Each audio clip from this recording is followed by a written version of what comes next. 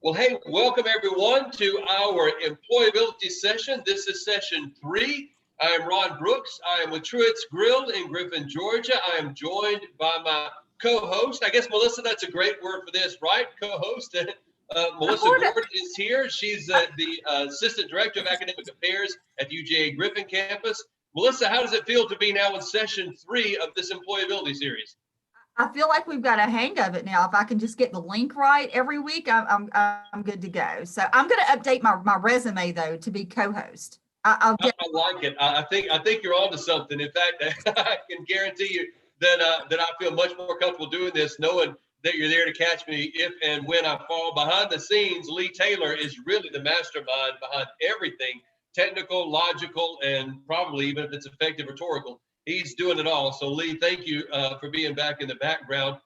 We saw the need for this, Melissa, right, months ago. In fact, probably before that. But as we would see candidates come in here at Truett's for interviews and at other places after we talked, we found that both in terms of getting a job and in terms of making progress in jobs or even keeping the boss happy, sometimes it was not the credential. It wasn't about how much education there had been. It wasn't how much training or skill level. It was the small things that really don't exactly have to do with the job, yet they're necessary for any job. And we called those soft skills, but really went slightly beyond soft skills. And that's why we came up with the term employability. And I think that's the way sort of the conversation developed so that we came up with these 7 items. Do you have those in front of you, Melissa? I do actually. Yeah, you want to go through the list for our viewers? All right, the seven that we're looking at, and of course we're on week 3 now. I think we're on week 3. That's right. Communication. We've gone through teamwork last week with our guests. This week we're going to be talking about problem solving. And then going forward, we still have teachability, planning and organizing. That's one category. Technology use.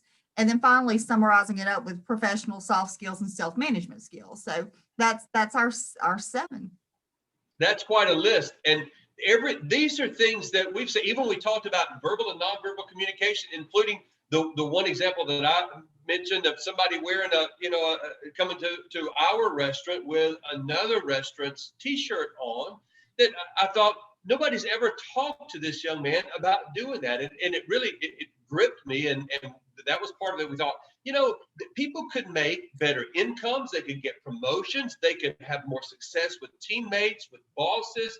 They could go home feeling like they had been successful in the day, feeling like they had won rather they had lost, feeling like they had promise and hope for a career, feeling like they're going to be able to make a better income and provide for their family or their household better.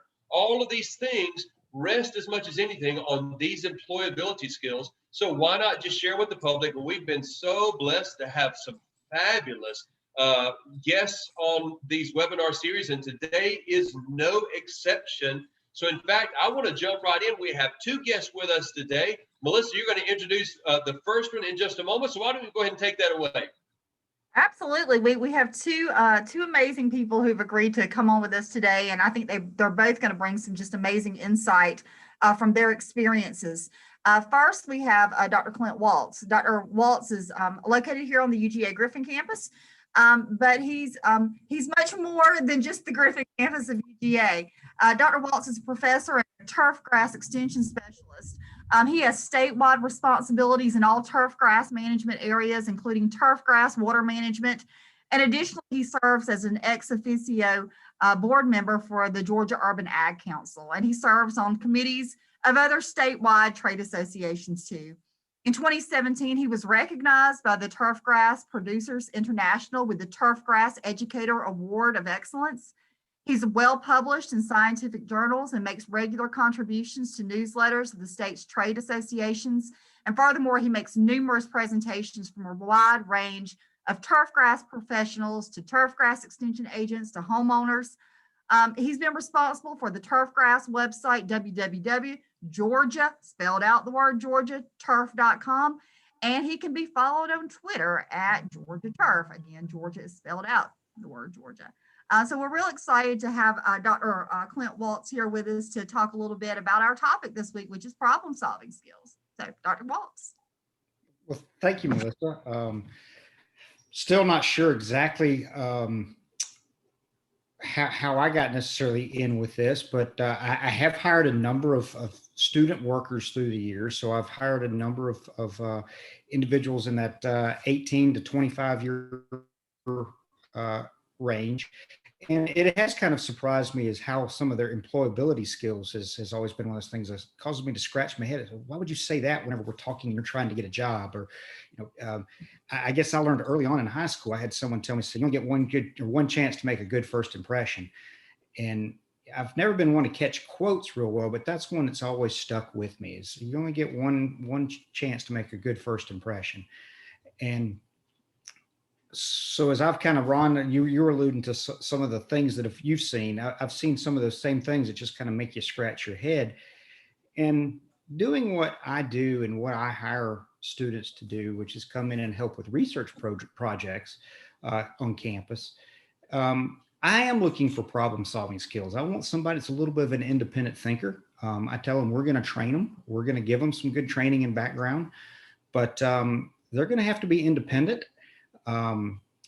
We'll trust them until they give us a reason not to, and that they've got to realize that some of the research that we're doing, while it's important, when we start looking at data in the future, data kind of need to follow somewhat of some sense sometimes. It's not that we're making data up, but it needs to make sense. And if something happens in the field and they mistreat a plot or don't mow something when it should have been, they need to let me know about those. Or if something comes up, they need to be willing to ask a question and possibly solve the problem themselves. So problem solving is a good part of what we do. And that's a large part of what my job is. My job is problem solving. Most of the time folks are calling me because they got a turf problem. I don't get phone calls, folks telling me I have a beautiful lawn. That's not those aren't the calls I get.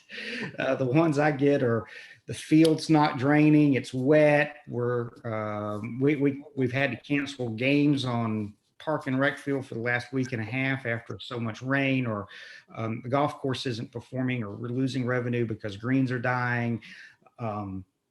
My yard isn't looking good. I've got weeds, I've got diseases, what have you.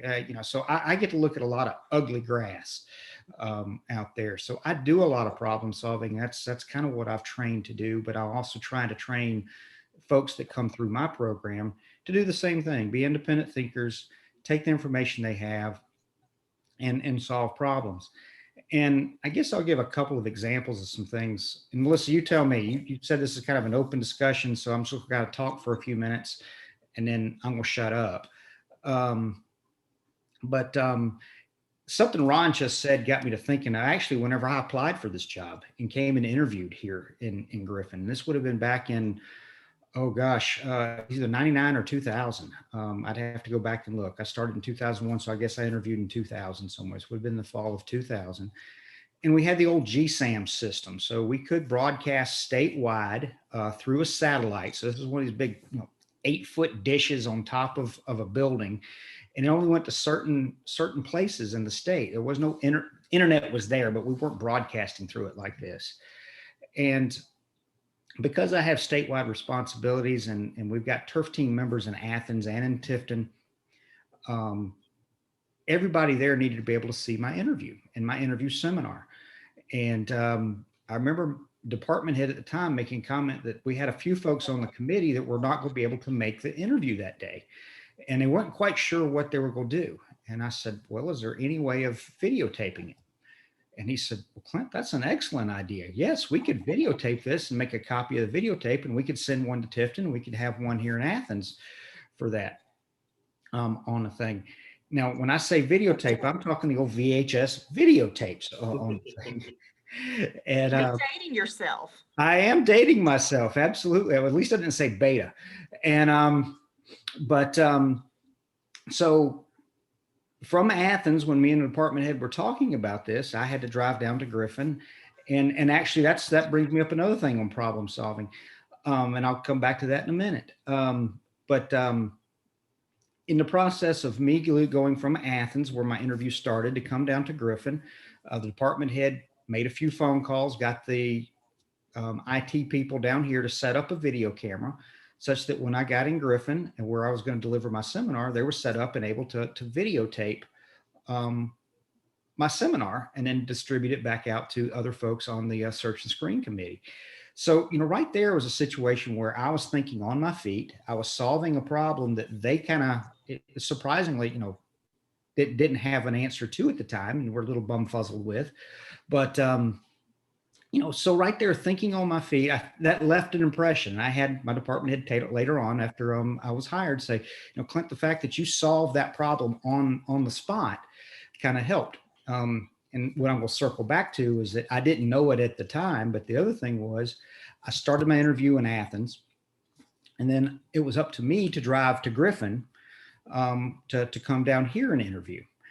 And nobody was driving me down. I wasn't accompanied by another faculty member. And because I was extension and going to have statewide responsibilities, turns out that was a little bit of a test to see if I could get from point A to point B. at the GPS, right?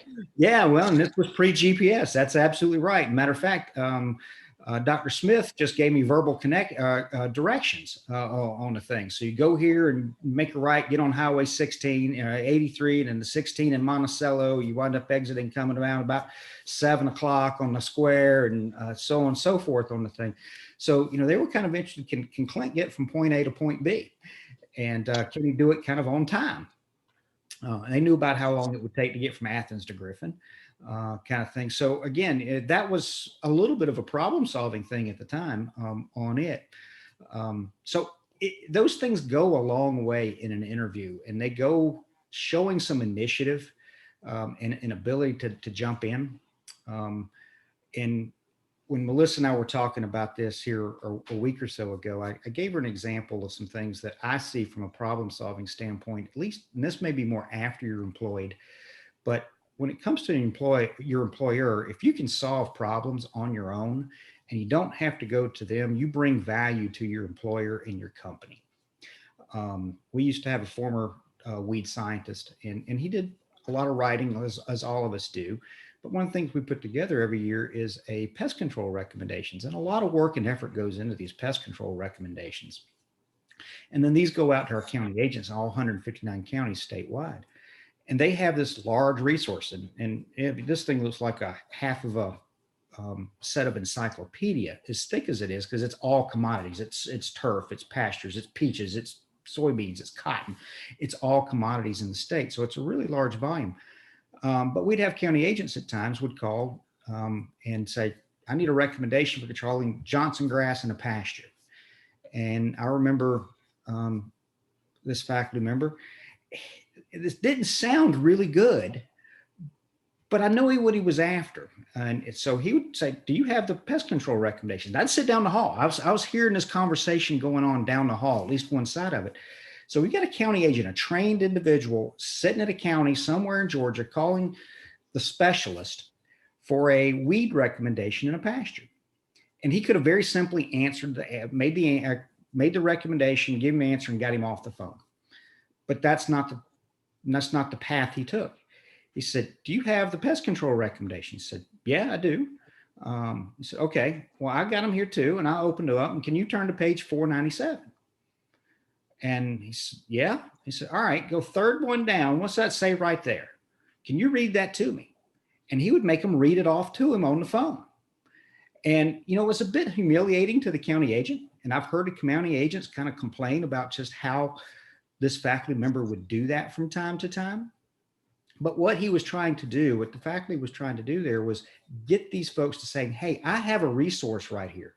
Let me do the work on my own before going to the expert. Let me learn it such that I just don't take the easy path to begin with and going straight up the chain. And sometimes, that's where you learn it and you get to the point where you know it and you don't have to go back every time. And I've heard some of those county agents, when we've gotten together at times, complain and how derogatory that approach was. But I've also heard them come back and say, I'm glad he made me do that, because he made me realize what resource I had right there. And all I had to do was take the time to learn it myself.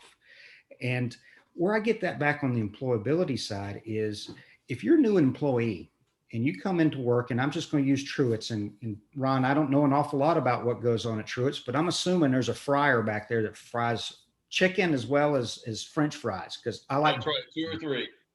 And so if you're a new employee that comes in, take some time to get to know that piece of equipment, get to know how it operates, such that when something does happen,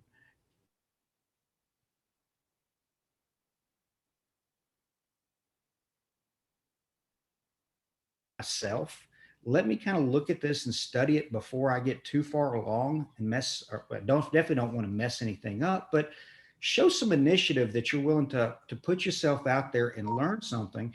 And then what your supervisor is going to realize is they're trying, they want to learn, and you start getting a little bit more freedom and a little bit more responsibility. And as you mentioned earlier, Ron, the opportunity to kind of maybe move up within the company or that promotion or make more money. But I think it all comes back to showing some initiative and solving some problems on your own before going to your supervisor or someone else. Now, don't get me wrong. There's a point where you just reach your limits because you don't have enough experience, and you have to know where those are. But if you learn where or put forward the effort first before going to them, and them not having to answer the simple and easy stuff because you've already crossed that before you get there, I think that adds an awful lot of value back to you and your job and your employer. So at this point, I'll be happy to hush. And those are a couple of examples of some problem solving and how you kind of go. And we may move into some skills that you kind of go into. I definitely like to talk a few minutes in here too about troubleshooting. I think that's another area where I see a lot of young adults just aren't real skilled is at troubleshooting and how to wind up troubleshooting a problem. But I'm going to stop now and give our other guest an opportunity.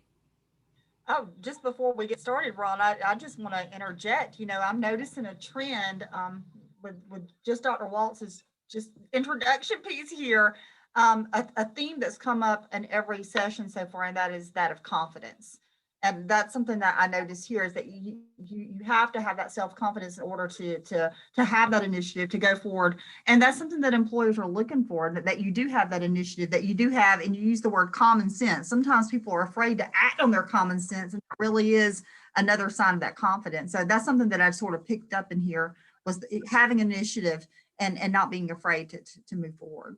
What a brilliant insight. And absolutely, you did. I think I heard 3 or 4 different times that Dr. Waltz used the phrase independent thinking. He used the term initiative, and he used the term resource.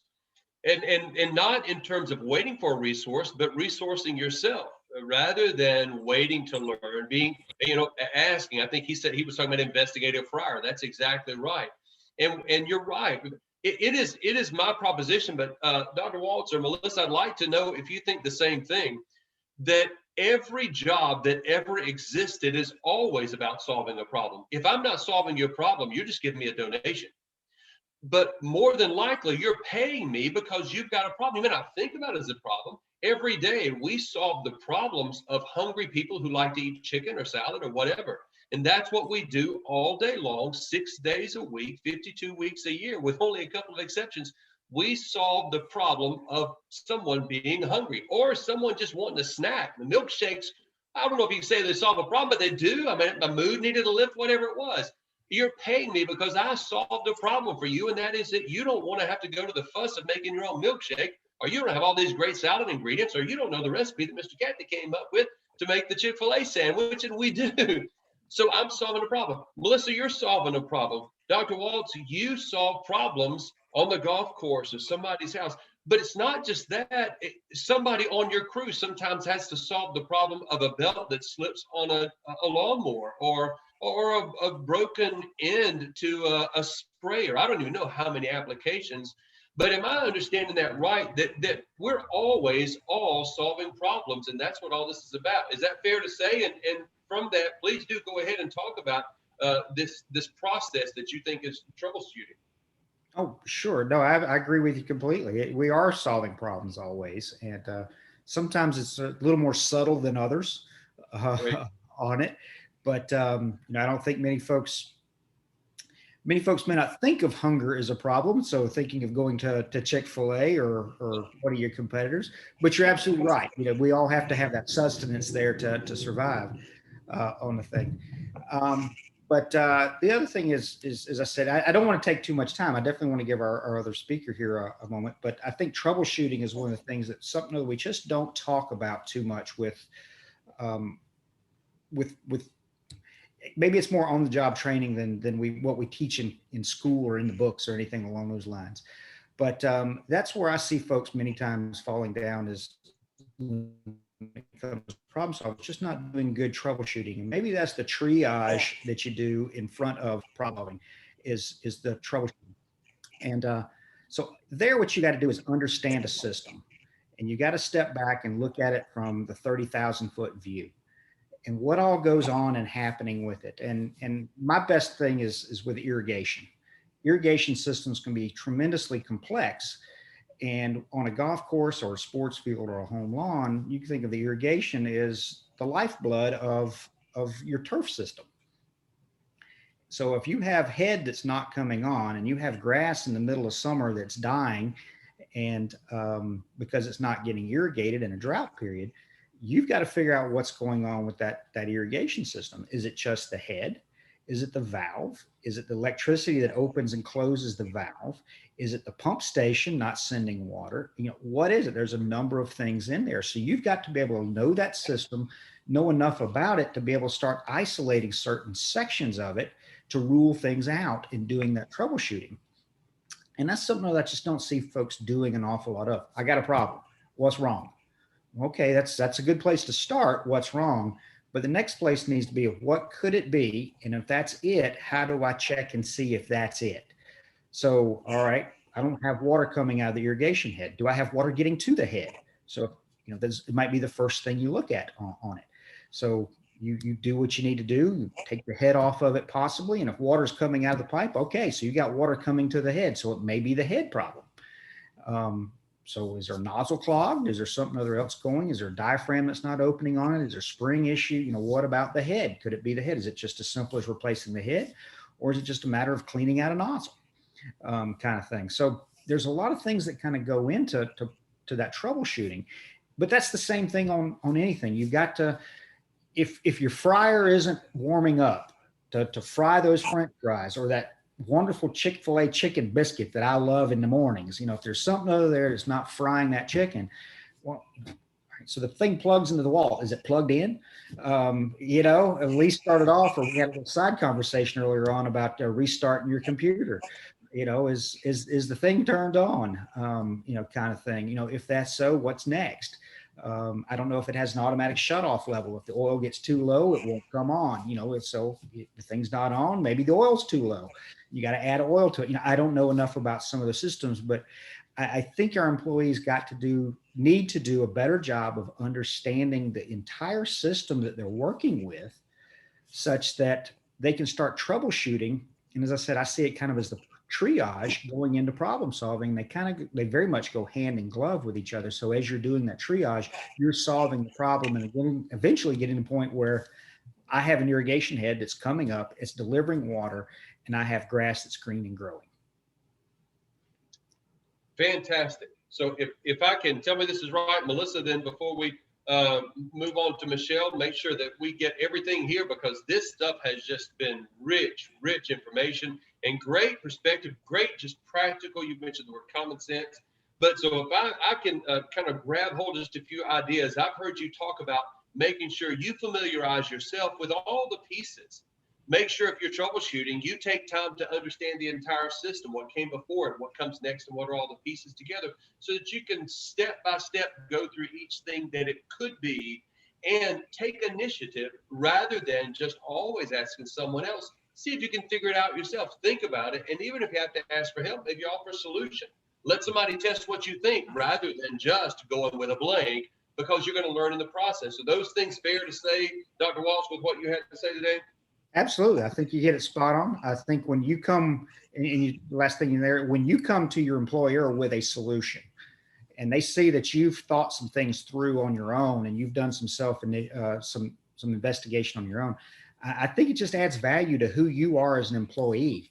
And it's many times it's the little things. The first time may not make an impression, might be a small one, but it may not make one at all. But the second time starts to make an impression. The third time starts to be a pattern. And I think that's where things start to wind up taking off. But it's got to start somewhere. And so leaving that positive impression, doing some of those things, and coming to that employer with a solution yourself only benefits you short term and long term. Boy, that's fantastic. Melissa, I'm drinking from a hydrant. This has been so good, wouldn't you say? Absolutely. I think, for those who are tuning in and listening to these in order, the perspectives that we've had from the various individuals, I think is really, really cool. And Clint or Dr. Waltz, I know that you've had various levels of experience, not only with student workers, but in the industry. And I just think that your insight is an amazing one. I got to say that the person that we have sitting in the wings waiting, I'm really excited for her to share her perspective too. Because Michelle is part of one of the companies here in the Griffin Spalding County community.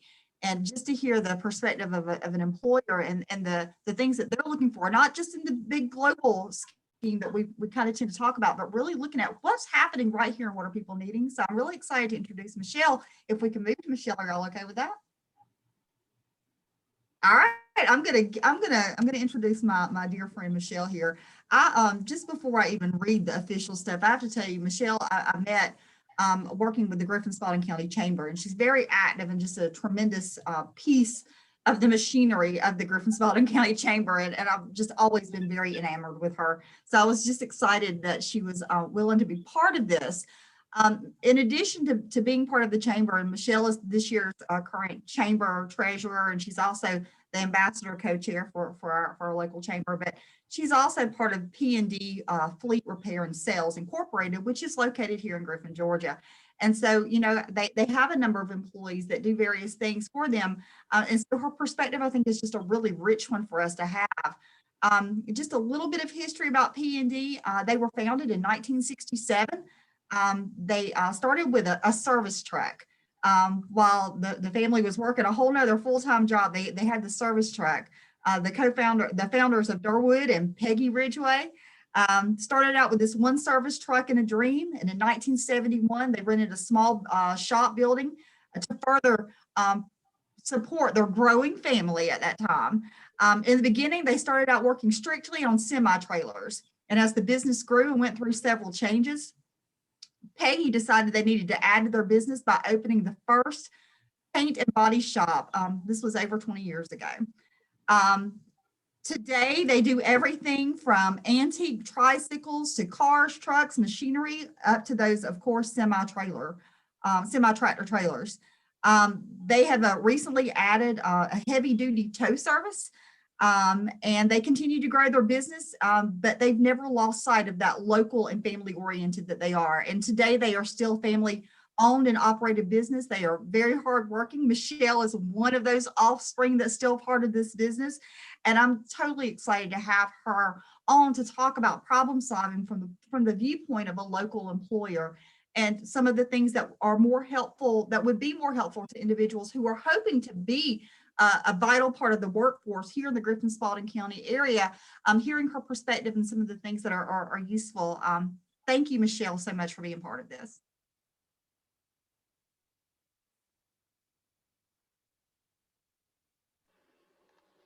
Hello, everyone.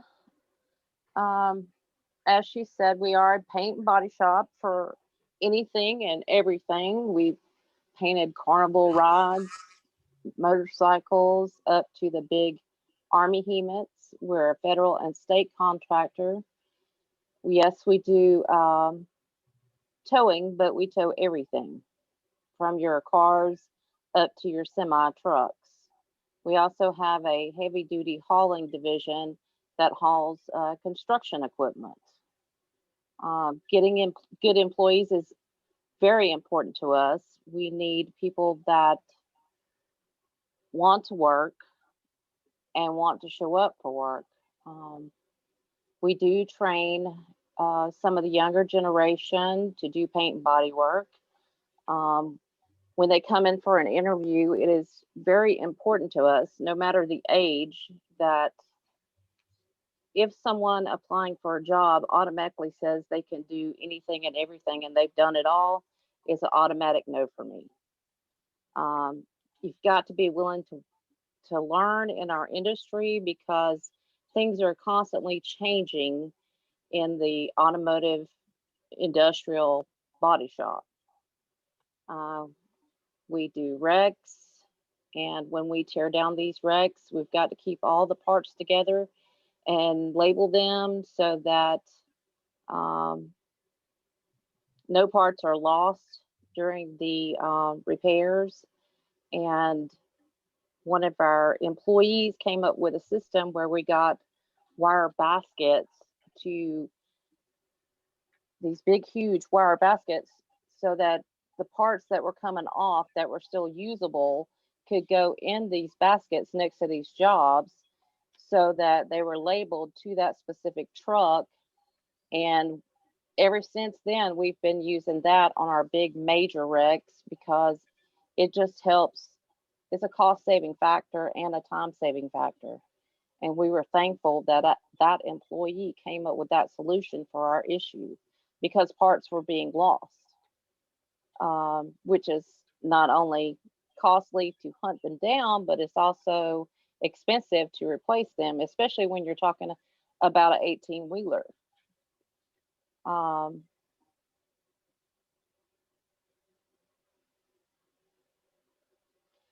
We want employees to be committed to the job. We want them to come to work on time. If they're not going to come to work on time, we want communication of any issues they might have that might keep them from coming to the job on time or at all. Time is money, and if we're wasting time, then we're not making any money. We're paying these employees to do a job. We have many aspects of our business, so we're not only a paint and body shop, we're a tractor trailer repair service as well. So we I'm sorry, I lost my train of thought. But we do install lift gates and we repair lift gates on tractor trailers.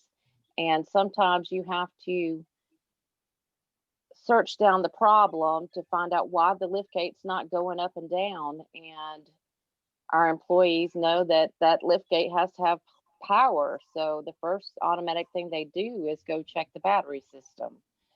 So that is, you've got to be self-motivated. You've got to have common sense. You've got to really think about the situation and what you are working on. It's a very, very sensitive thing in the industry, as to not be able to think about the problem that you're faced with at hand to find the solution to why it's not functioning properly. If a roof on a trailer is leaking, you've got to know what to do to find the leak. So, I mean, it's a lot of common sense in that area. Michelle, it sounds like, not being able to take care of those things from the employer point of view, it's costing you money. Yes. Yeah, and so that's very valuable to an employer that their employees are costing them money, it sounds like. Absolutely.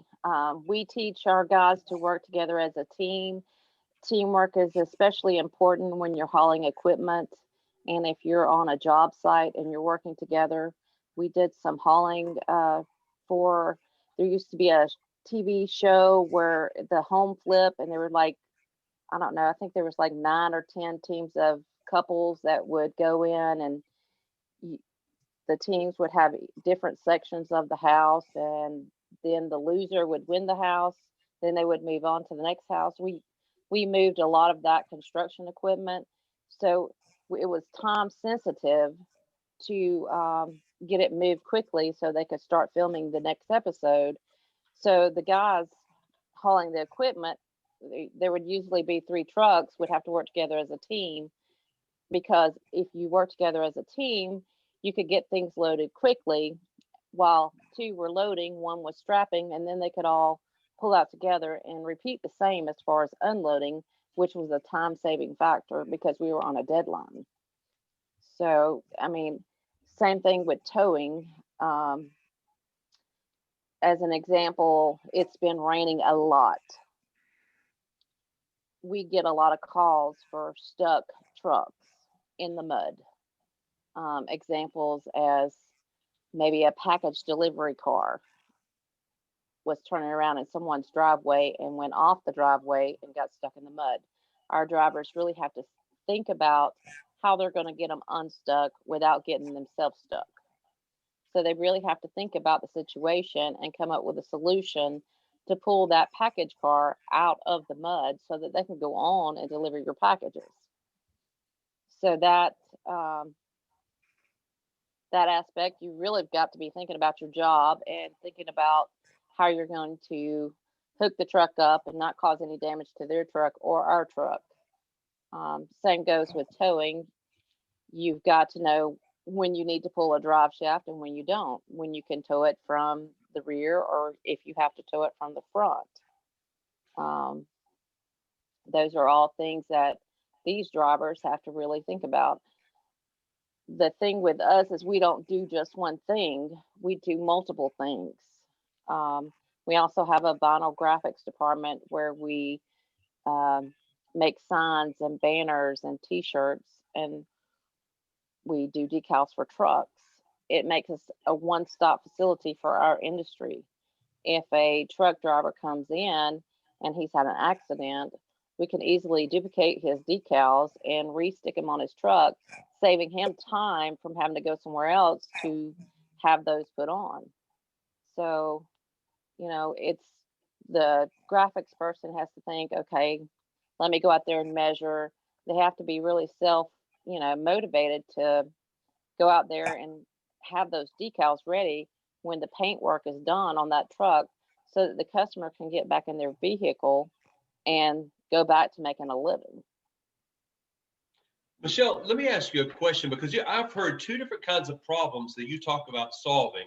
One is the kind where you have a system for solving a problem, such as you're getting a truck that's stuck in the mud out, or an accident that has to be repaired. So you've got a system, or a roof that's leaking. I've got a system that says we fix this problem for you, but still I've got to evaluate. I've got to, put on my thinking cap and start asking myself, what's the best route? That's one kind of problem.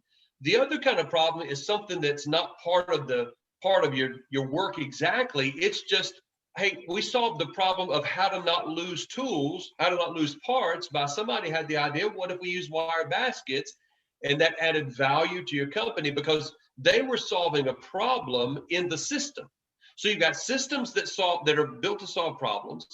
And then you've got some people who go above and beyond that solve problems that they notice in the system, that rather than just keep doing the same thing in an inconvenient way, they ask, what's a better way to do it? Would you say that a lot of your problem solving comes down to either people asking, what's the best way to go about it, or what's a better way that we could do it? Would those two questions have a lot to do with how people solve problems in your company? Absolutely. Absolutely. Another employee suggested that we get it down to where only 2 people order parts for these wrecks, and that we use the truck number for the PO, and that way when the parts come in, they know where they go. And an additional employee said, why don't we put a box out here? We can tape the unit number and the customer name on the box and stage them, so when the truck comes in, all the parts are here, which saves tear down time in our shop, so that they're not in our shop as long waiting on parts, which is taking up valuable real estate for us. Well, that's fantastic. I noticed that Dr. Waltz earlier mentioned used the phrase, add value. They added value to the company. And everything that you're saying is about someone, they weren't tasked. You didn't say to them, hey, I want you to solve this problem. They just had an idea and it improved your system. Is that fair to say? Absolutely. Yeah. Well, tell me what you think as an employer, because you've been part of the employing structure. You've been a boss there. You've been one who decides if people get a promotion or not, decide what they get paid, decide if they get a raise, decide if they get hired. As an employer, tell me what that means to you to see someone take an initiative and or maybe coming to you with an idea. Is that a nuisance, or do you love seeing that happen? Oh, we love seeing that happen because it just makes everything work so much easier. Because when you have someone like that, they add so much value to your company.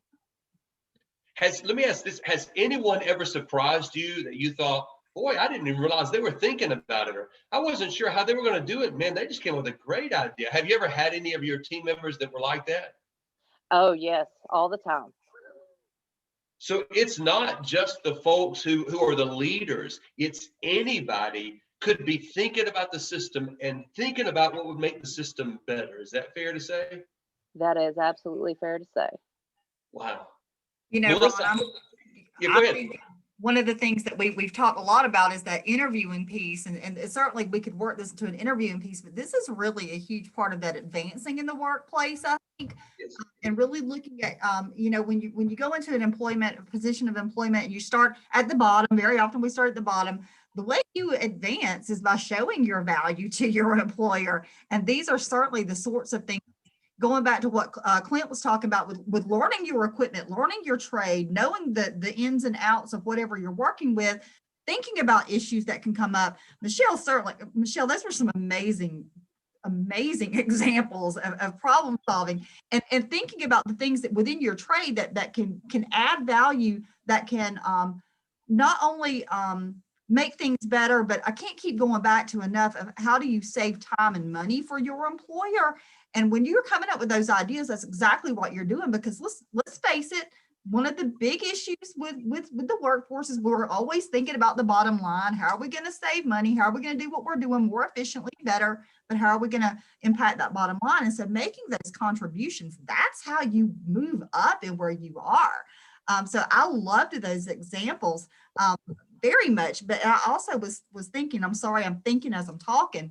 I certainly don't want to see Michelle lose these innovative employers, but I hope that when people who come up with these sorts of ideas, when they do go on to interview for other opportunities, take those examples with you. Again, Michelle, don't tell your people I said this. We don't want to lose them.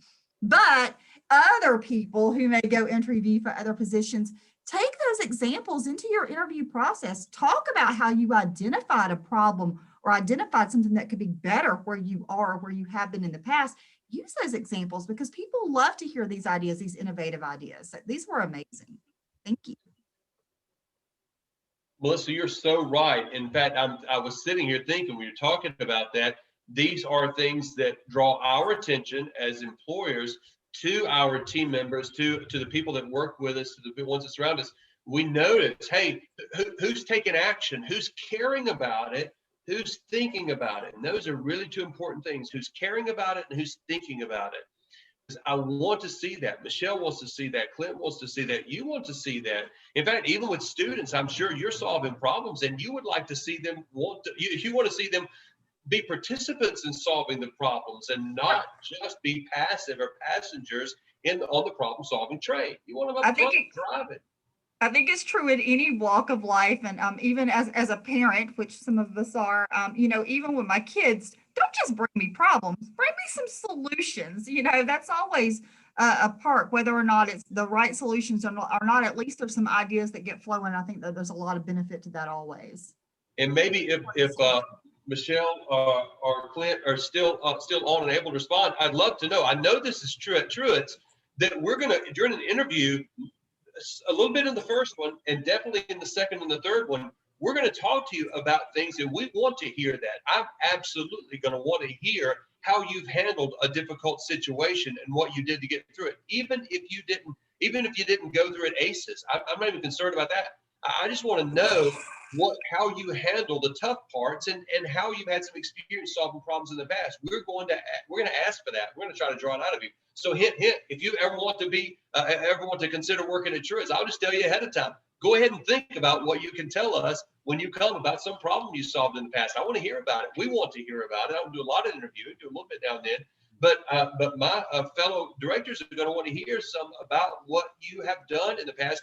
Even Melissa, if it were at home with your dishwasher, if that's the only experience and this is the first job you've ever had, it could be with a club at school, it could be with a volunteer organization, but somewhere along the way, you've had an opportunity to care about something and think about something and ask, what's the best way to go about this, or how could this be better? In any of those questions. So I'd love, since we've got you on YouTube, Michelle and Clint, you have been so generous in this way to let us interact. So thank you for that. Would either of you like to speak to that in terms of what you're listening for when you hire people or when you select people for your team?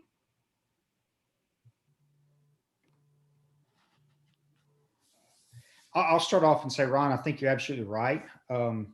Gosh knows, and we won't go how far back, but early on, I was told when you do an interview, there's certain things you prepare for. There's certain questions, and there may have been 5 or 10 that are just very much generic questions that you're going to get asked. And one of those has been, how do you give me an example of a problem you solved?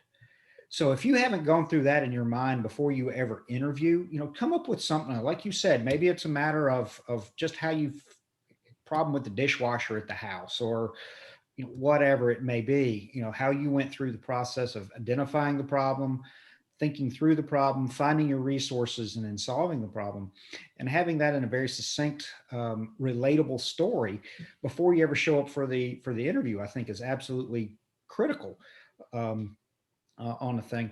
Another thing that I was kind of listening as I was listening in, and I got to thinking, there is a common theme with some of this, that we seem to be talking about material things, or even in my case, some biological things of problems.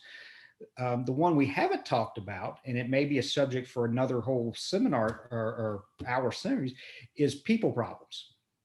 Sometimes if it's just a matter of the fryer that's not working, that's easy. There's a Maytag repairman around the corner. But it's whenever you got people problems is whenever it gets really difficult and it's hard to handle, and you've got issues within your company on those. And the last thing I am is qualified to speak about any of those, but it's something other I think that we ought to wind up at least addressing to some degree, is that sometimes it's not problems of just animate or inanimate objects kind of thing, but it's those people problems and dealing with those, and those personnel issues that are out there. And I know sometimes that's easy to shuck down to HR, but you can't always do that either. At some point, you've got to handle those people problems yourself on things. And those may be some other kind of things that you think of in those interviews of, all right, how do I handle people problems? If you're interviewing for something that's much more interactive with the individual, how do you handle a difficult customer, whether they're a trucker coming in and they're upset because the rig's down and they're not making money, and you said that you'd have decals on it by last Tuesday, or whether it's, I'm out of fries today. What do you mean you're out of fries? You're never out of fries, kind of thing. So, you've got to handle some of those problems, but it's the people problems that can wind up really being much more the sticky wicket than even the others. So I'll leave it right there at that. I want to jump in real quick, just to let you guys know, Michelle being the studious employee that she is, she had to jump off to take care of some stuff for work. So you notice she's gone, she had to leave us. But I'm going to do something that may get me in trouble here, and I may need to come get some brownies from you, Ron. But I'm sitting here and I'm thinking, we have this IT manager online with us. Sorry, Lee. You brownies. I'm already with you, Melissa. He solves our problems every week, doesn't he? Exactly. I mean, I'm sitting here and I'm thinking, what are the most common problems I have?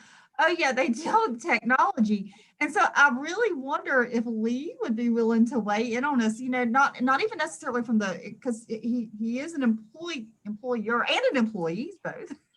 But, from the point of view of that service, thinking about the problem solving skills and how from your viewpoint, what can be what skills could help a person land a job, like me, without saying, I call IT every time I have problems. And Right.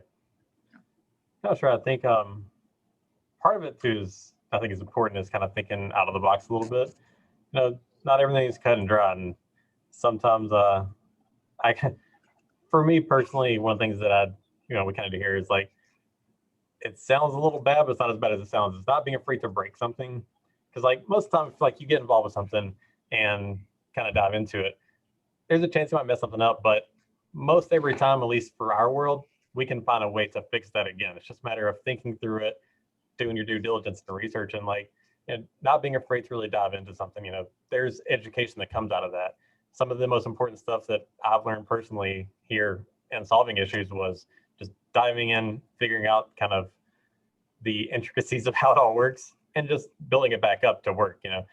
This week we actually did that. So we're making some changes to our phones here in the office, and doing that, like, it was just a learning process, and Google is your friend. Don't say that in an interview, because I've been on that end where the person, their every answer they had was, well, I would Google that. Don't ever say that in an interview, but there's so much information out there on how to work through things. Use it all. It's there for you. So I think just a lot of thinking out of the box, not being afraid to make mistakes along the way, because in trying to solve an issue, you're going to make mistakes, but don't be afraid to step down that path, because a lot of education and building yourself to be better comes out of that. Wow, Melissa, I am so glad you tapped that vein. What a fabulous response. But isn't that solid gold? Because wouldn't we all agree that that's one of the things that keeps people from trying? And that is, what if I fail? What if I don't know? What if I don't know all the outcome, or I've never done this, or no one asked me to do it? Any of those things could keep people from trying. Don't you think? That's great, Lee.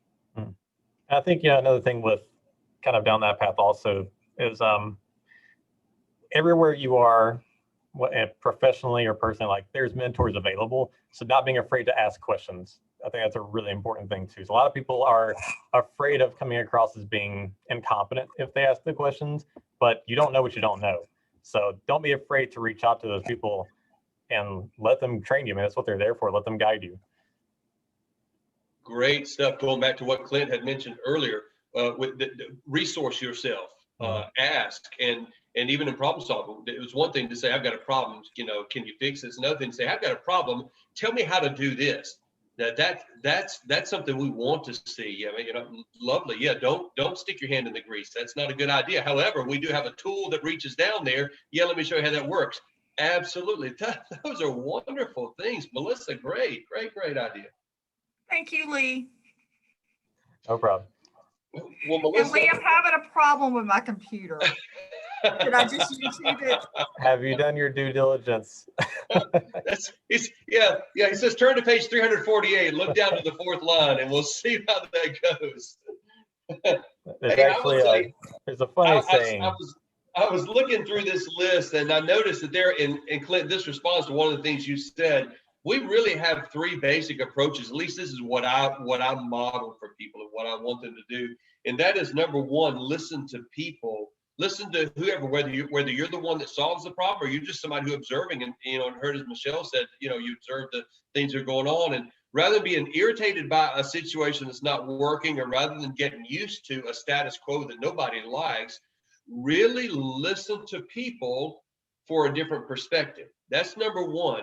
And sometimes when it's a people problem, that's exactly what you've got to do. You've got to listen to, whether it's the motif of, walk a mile and you don't know what they're going through, do you walk a mile in their shoes, or that kind of thing. If I want to solve a problem, I need to listen to the people that are experiencing in every direction that I can, because more information is better.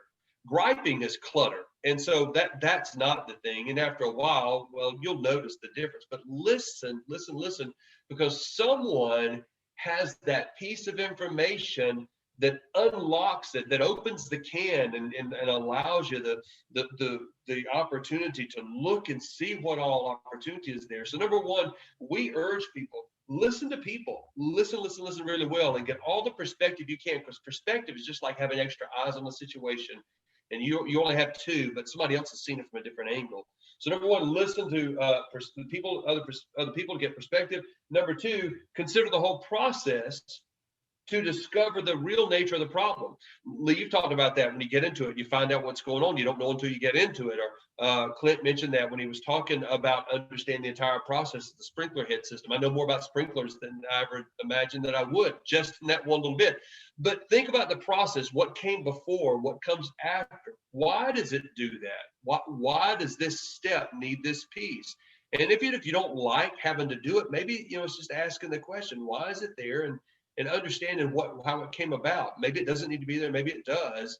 But real problem solving takes asking the question, what came before it, what should come after it, and where it is in the system, and how does the whole process work? Why are things as they are? So know the whole process, consider the whole process to really define the problem. And the third thing is think about possibility instead of penalty. And that is, rather than think about whose fault is the problem, think about what can be done about the problem. We are very frequent to say around here at Truett's Grill, it may not be your fault, but it's your problem. What are you going to do about it? Because really thinking about fault, and this is where I see our teammates fall into the greatest traps. And that is, if I feel the need to offload fault, I will never be a good problem solver. Fault is almost always irrelevant. Down the line, we're going to ask the question, what went wrong? And sometimes we'll say, hey, I want to go back and retrain, or I want to talk about why we were doing this, and help me understand what you were thinking. But I'm always going to be asking the question, what can we do? Because that's what unlocks possibilities. Fault will never do that. And it's one of the traps that I think happens, whether in my family at home, this keeps us from solving problems. Relationships keeps us solving problems. And so we're fond of saying something like, it doesn't matter whose end of the boat the hole's in. We both got a sinking boat. Let's just see what we can do about it. So if you take those three things and all of this, you're going to be a great, great problem solver. And you, as Clint said, are going to add value to your company. Or as Michelle said, you're going to be a valuable contributor to the company. And people are going to want to hire you when you tell them those stories. They're going to want to promote you, because problem solving's become leaders, if nothing else, by influence. So these are going to be some great things. I hope you took a lot of notes. Michelle, anything you want to say before we wrap up? I'm sorry, Michelle's not on the line. Melissa, is there anything you want to say before we wrap up? I was problem solving by unmuting myself. No, I think you covered everything. All of my notes, I've crossed them all out. Troubleshooting was a big piece. Thinking how you can contribute to solving of the problems instead of just bringing up the problems. Being an independent thinker and showing initiative. And always thinking ahead. Before you go into an interview again, think about, research the company that you're interviewing for. Know them. You should do that anyway, but also think outside of the box of what are some of the issues, what problems are they trying to solve? What is the purpose of this company existing? So put yourself in a situation where you can prepare yourself for that question that Dr. Waltz told us. It's usually a question. It's usually going to be a question in an interview. Talk about a problem that you've helped solve before. Good. It's definitely going to be in the hiring process at Truett. So we want you to come in and see if you want to be part of the team at Truett. Come.